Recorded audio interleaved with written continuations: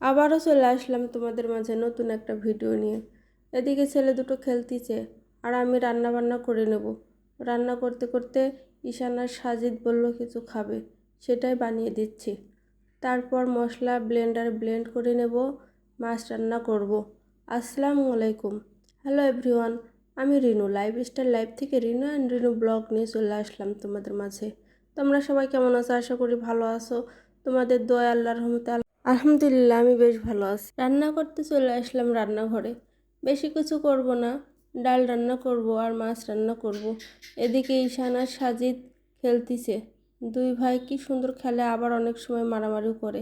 আর আমি রান্না করার জন্য পেঁয়াজ মরিচ জিরা এগুলো সব কিছু রেডি করে রাখি, আর পেঁয়াজ মরিচ তো কেটে রাখি যে পরে রান্না করতে সমস্যা হবে না।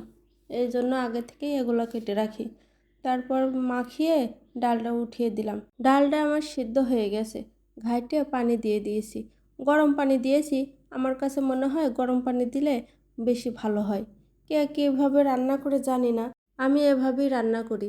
তারপর পেঁয়াজ আর রসুন কেটে রাখছিলাম, পেঁয়াজ আর রসুন কড়াইতে দিয়ে ভেজে লাল লাল করে ভেজে ডালের ভিতর দিয়ে দিয়েছি। ডালটা আমার হয়ে গেছে।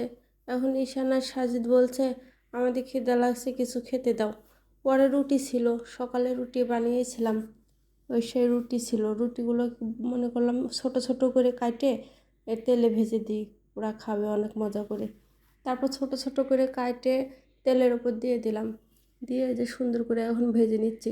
লাল লাল করে ভাজলে মুচমুচে হয়, খেতে অনেক ভালো লাগে। এই যে ভাজা হয়ে গেছে, এখন আমি উঠাই নেব। উঠাই নিচ্ছি, উঠাই নেওয়া হয়ে গেছে, এখন ওদের দিয়ে আসবো। আজকে খালি ডালই রান্না করেছি, আর কিছু রান্না করিনি। আগের দিনের তরকারি ছিল, ওইটা দিয়েই ডাল আর ওইটা দিয়ে খেয়ে নিয়েছি আমরা। এখন খালি মাছ রান্না করব রাত্রের জন্য। মশলা পিষা ছিল না, তাই এখন ব্লেন্ডার করে নেব। আদা রসুন পেঁয়াজ ব্লেন্ডার করে নিয়েছি। ব্লেন্ডার করার পরে গুঁড়ো মশলাগুলো দিয়ে দেবো। জিরের গুঁড়া, ধনের গুঁড়া, মরিচের গুঁড়া এগুলো দিয়ে একবার ব্লেন্ড করে নিলে আমার কাছে মনে হয় টাটকা মশলা দিয়ে তরকারি রান্না করছি। এভাবে করলে আমার কাছে বেশ ভালোই হয়। তারপর চুলায় কড়াই দিয়ে তেল দিয়ে দিয়েছি, তেল গরম হলে মাছ দিয়ে দিলাম। মাছ এক পাশ ভাজা হয়ে গেছে, আর এক পাশেও ভেজে নিলাম। মাছ ভাজার তেল ছিল, ওই তেলের ভিতর আর একটু তেল দিয়ে ওর ভিতর মশলা দিয়ে একটু কষিয়ে নিলাম পানি দিয়ে। ভালো করে কষানো হয়ে গেলে মাছগুলো দিয়ে দিয়েছি।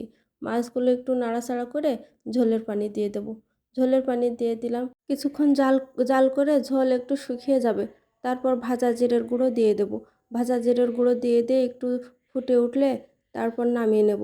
এই যে বাটি নিয়ে এসে সুন্দর করে নামিয়ে নিচ্ছি। ভিডিওটি যদি তোমাদের ভালো লেগে থাকে একটা লাইক কমেন্ট শেয়ার করবা। আজকের মতো ভিডিওটি এ পর্যন্ত। আল্লাহ হাফেজ।